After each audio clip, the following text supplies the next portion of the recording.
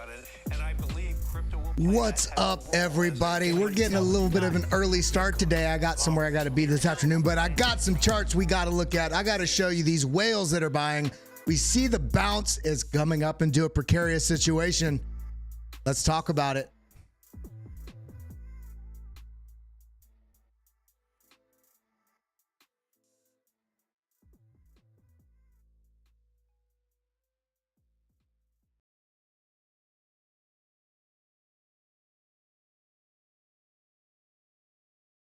You guys are ready to do this? Throw a 1 in chat. Let's get this going.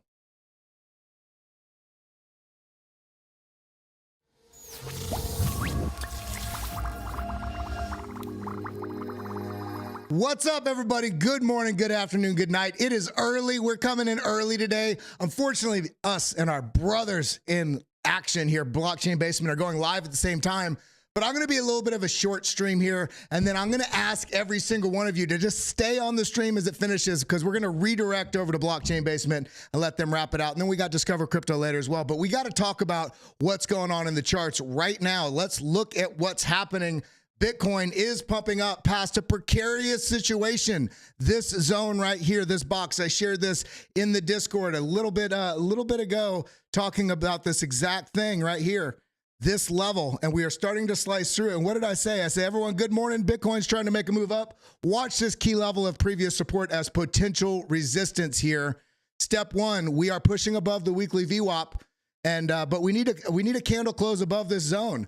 There's also mixed signals and RSI and stochastics moving up quickly. This is not terrible, but it shows that they may be getting a little bit overheated on the short term, which is actually a good thing, because it tells me that the price potentially breaking higher. Wait for the retest back down. What are we talking about here? We always want to look for these confirmations. So on this zone right here, this is what I'm talking about. We have sliced through this weekly VWAP as well as this previous resistance from previous support. See all of this interaction with price action at these levels. This is a big thing. Price action pushing up above this, great. But let's get down on the 1 hour time frame and see. The VWAP is going to be in the same spot here once it loads onto the chart. But what we're looking for right here is the price action as it's coming up to have a little bit of a hesitation at some point and find support somewhere in here, whether it's above this or below this, but having a rollover and seeing where the bulls come in and defend the area. That's what we're looking at. But how can we tell what's going on? Is it still a good buying opportunity? Is this going to be a reversal and go to the upside? Is this just a trap? That's what everybody's trying to figure out. In this case right here, I want you to notice there's a 3 right here. That 3 on this print on the BitLab Trading Stacks shows that there's 3 bearish divergences coming into this. And again, this isn't the end of the road when you see this.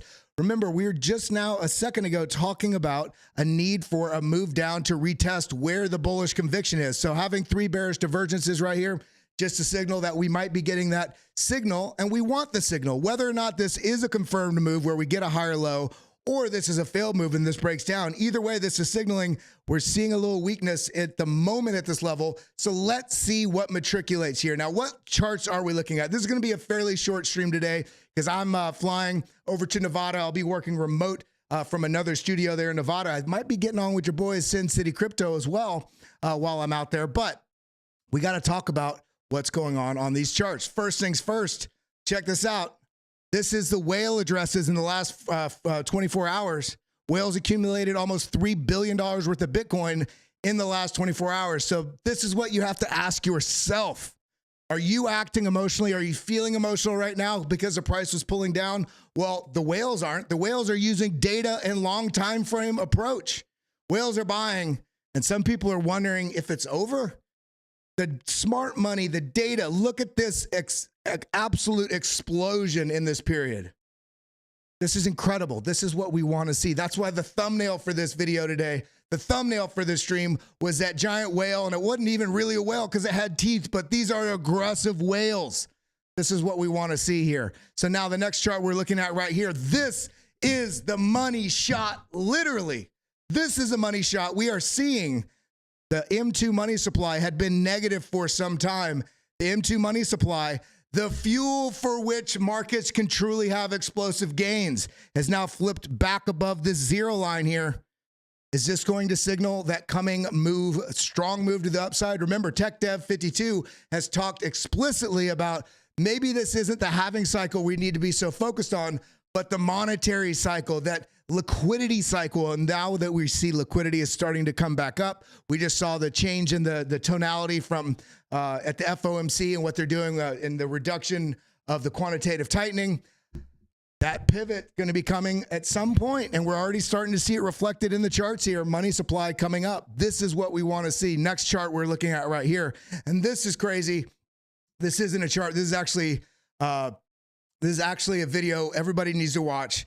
This is the wise words from the chair of the Council of Economic Advisors. You're going to love this.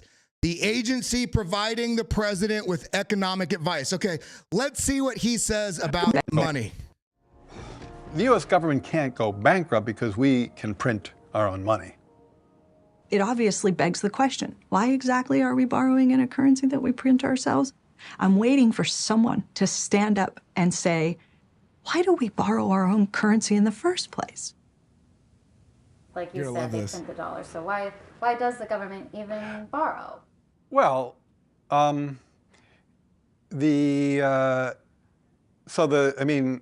again, some of this stuff gets, some of the language that some of the language and concepts are just confusing. I mean, the government definitely prints money, and it definitely lends that money, which is why the government definitely prints money, and then it lends that money by selling bonds. Is that what they do?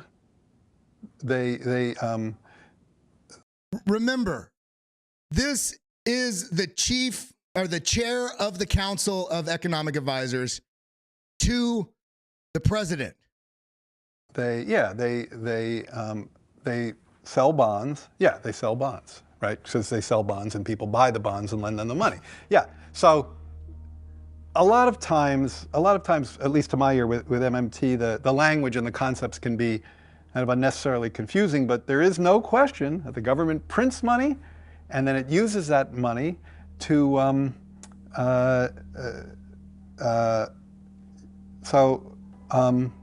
yeah, I guess I can't really talk, I don't get it. I don't know what they're talking about, like, because it's like the government clearly prints money, it does it all the time, and it clearly borrows, otherwise we wouldn't be having this debt and deficit conversation. So I don't think there's anything confusing there.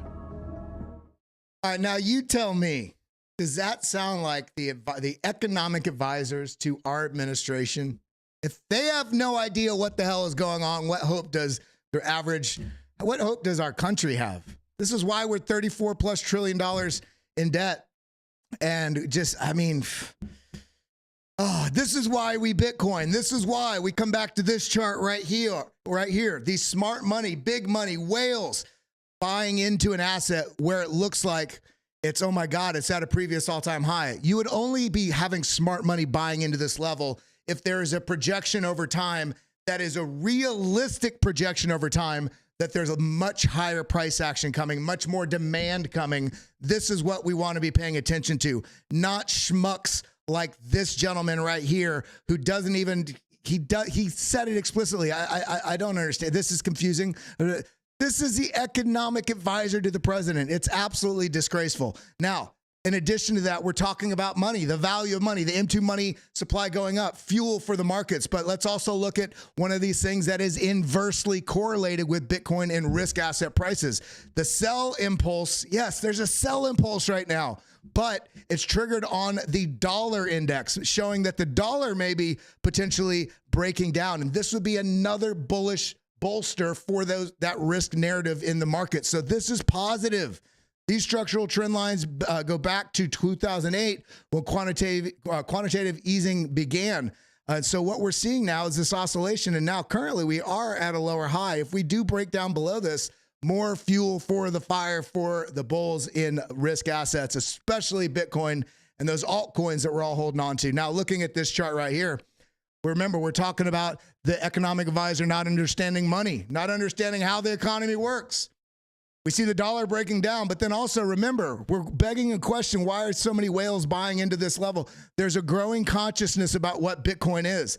And so when we look at that and we see this right here, since 2000, Banks have racked up $387 billion in fraud penalties from 7,728 violations.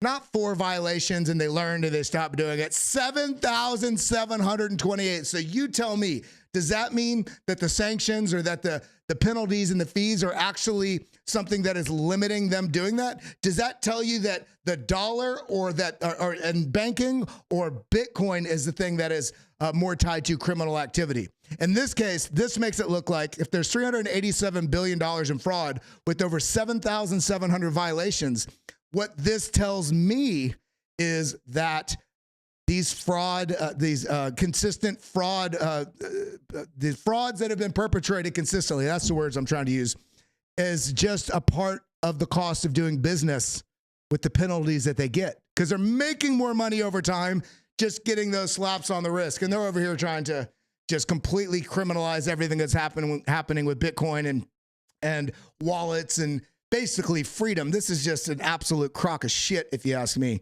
Now, then you look at this.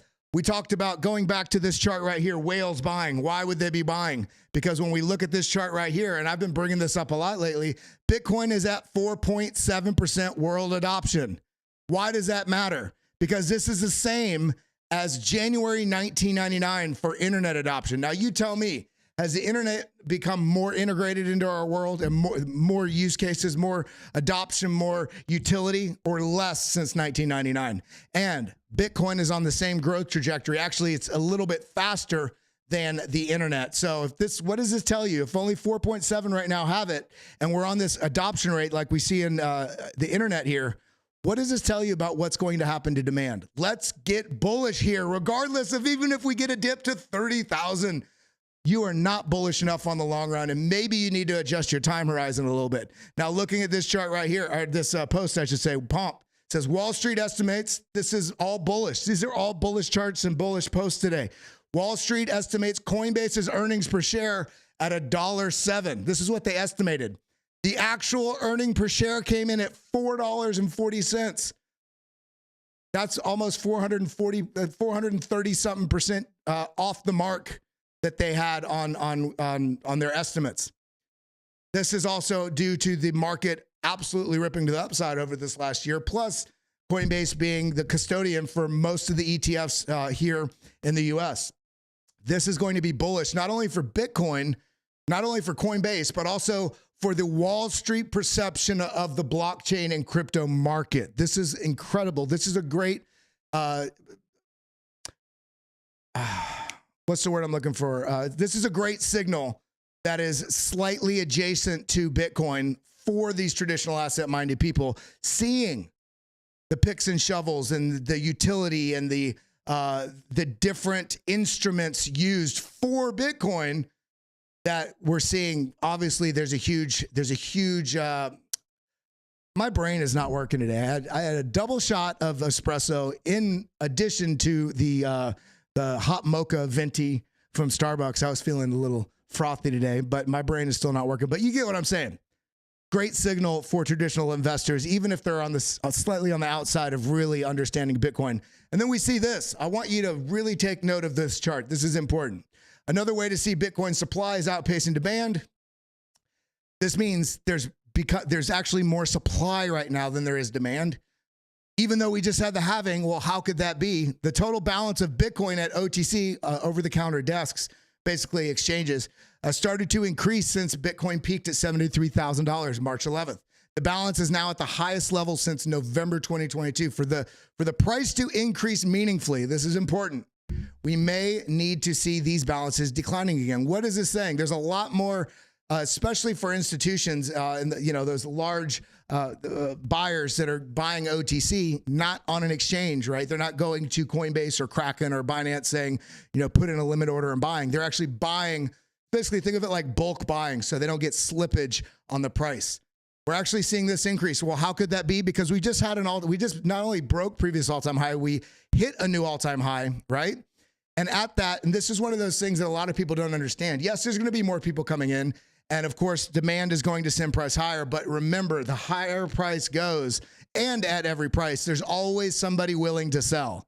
And so when you break a previous all-time high, we've seen on the value days destroyed multiple, we've seen on multiple different charts and indicators that I've been sharing with you over the last month that we did have some long-term held coins moving. We did see a little bit of changing of hands of coins. And what that is the price going past a previous all-time high. So some people are de-risking. What do we see? Increase in the OTC desk right here. Now, I think this can get eaten up rather quickly, especially now that we are in a bit of a dip here.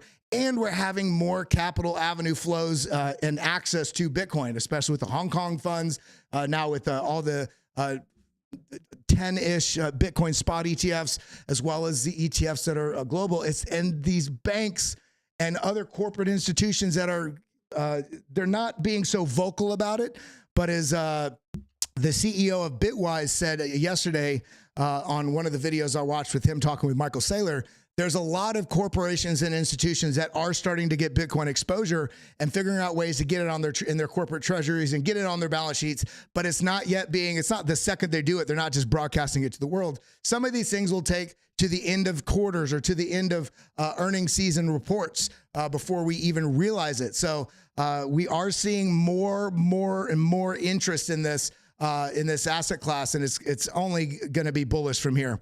We will have dips, yes, but in terms of the macro, it's only bullish from here. We want to talk about altcoins. We are in the same exact position that we were back here in 2019, into 2020, into 2021. This sort of breakdown here, and then the rise up, breakdown, got a higher low here. Another washout to the upside, washout to the downside, and then this push up into the top of this resistance zone, a little consolidation, and then a little bit of work above this and up. Now, what do we see here? The breakdown, wash out up, wash out down, wash out back up, wash out back down. Now we come up into that resistance zone. This time we went a little bit above it, consolidated sideways. This is the same exact thing. I mean, look at this. And then move higher, boom. See this right here? And then we had that breakout past that lower high. We are in the midst of this right now. So we're roughly about somewhere over in this region here on this chart right here. Yes, we can still go lower, but in terms of the macro, what we're seeing is similar patterns setting up that are all saying higher. Maybe not tomorrow, but over the period of the next 3 months, I do think that we are going to see some explosive price action. In fact, if I had to put a date on it, if I had to put a number on it, I would think that we're going to have a little bit of a choppy May. Everybody says sell in May and walk away. I think we're going to break some hearts this year. I think we're going to sell maybe at the beginning of May, like some people are doing, but I think there's going to be some pressure that comes into this market around mid-May, mid-end of May, and then we're going to see that explosion to the upside. Now, the last thing I actually want to say, make sure you follow me here at Kelly Kellam, KELOY, Make sure you're following BitLab Academy at Academy BitLab. And remember, when we're looking at these charts, this is exciting in the moment, but do not see this and feel like it's running away from you and jump into a 30x long at the top of a green candle. What we want to do more than anything is practice patience and practice strategy. Allow the price action to have some sort of either consolidation sideways here before continuation at minimum, or a move down to see where the bulls come in, if they do, remember, because they don't have to. And then the break of this level on this way back up is a confirmation that this move is going higher. Now, when we look at a couple other things, like for instance, let's take a look. I know I did a couple videos.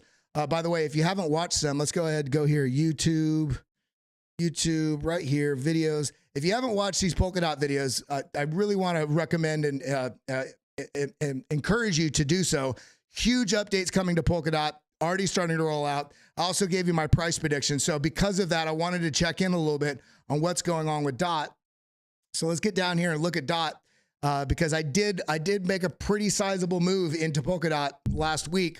And oh, it hurts your feelings so much when you buy in and then the price drops. No, it does not, especially when you understand that chart that I just showed you right here with what's coming. You can either be patient or continue to stack in. In this case, I mean, look at this. We got this beautiful breakdown here below the weekly VWAP, comes up, and look at this confirmation of the breakdown. It comes up into the trend signal line right here, as well as a weekly VWAP. This is where it rejects, saying we are in a bearish spread here. Boom. Keeps getting rejected. Now we've broken above it, and we've kind of been oscillating around this, but the difference is we're now right now testing breaking through this trend signal line on the daily on dot. If we can break either get rejected and find support on this and then break, or break through this, come down and find support and continue up. All in all, I think over this next bull run, I think DOT's going to be one of those absolutely face-melting, explosive gainers because of how much interoperability they have with the broader ecosystem. That's the nature of what their protocol is, interoperability. So when we see this, and now we see this breakdown with the W formation, we are primed right now. If we can get beyond 756 right here, if we can get beyond this level, we may be starting that stair step to the upside. So let's be a little patient here with what's going on. We're still in a negative money flow here on the weekly, but that's still because it's doing the work to set this foundation. Look at this, holding perfectly on the trend signal line. Once we start seeing, look at this VWAP turning up right here. Once we start seeing this money flow starting to trickle up and cross this into the positive, I think this will start to be absolutely running away. So let's be a little patient with the setups that we have, because it is, I think we're bound for some chop.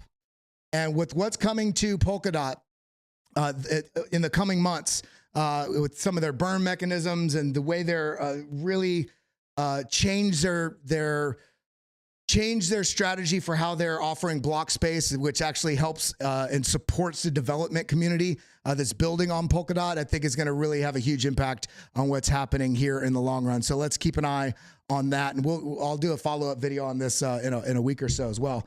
TIA, let's look at TIA. TIA breaking down still, but we finally got back above the weekly VWAP, but we keep faking out above it here. So I'm not super confident on this yet. We're looking here on the 4-hour.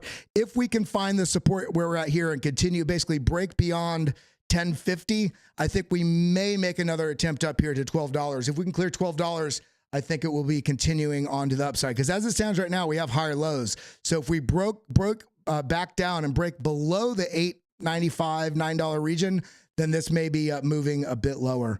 Let's look at Aerodrome. Look at this. Again, all these things move above the weekly VWAP, come back, test it, launch, finding now support on the 20 moving average. So it's starting to build a little bit more bullishness here.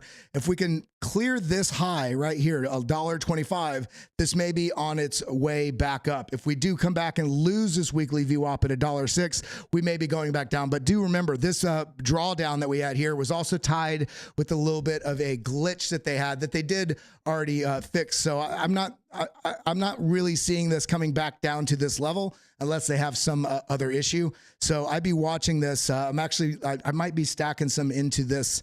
It's either this or Ondo later today. So we'll see. I'll be updating you guys in the Discord. And then, of course, Ethereum. I mean, we're on the wrong chart here. Let's come over here to alts. Leave. All righty. Now let's go to Ethereum. So look at this. I mean, look at this reversal. A little bit of an inverted head and shoulders here as well. A little ugly shoulder head, a little ugly shoulder. It's not quite, but we also got the bullish signal right here. We also had that, look at this, large bullish divergence on the momentum. And we had 4 bullish divergences printed right here, all on the BitLab trading stack. All that you can get at lab.bitlabacademy.com/Kelly. We still have that huge deal going on. So make sure you get on that. Again, that's over at lab.bitlabacademy.com/Kelly. Go ahead and get in on that. You can basically, it's half a month free and then an incredible price for the life of your account. Once you sign up here for the Discord, then the next page is an upgrade page where you can get one of the best deals we've ever offered for our indicators and courses. So get in on that. The markets are looking good. The markets are starting to pump a little bit higher.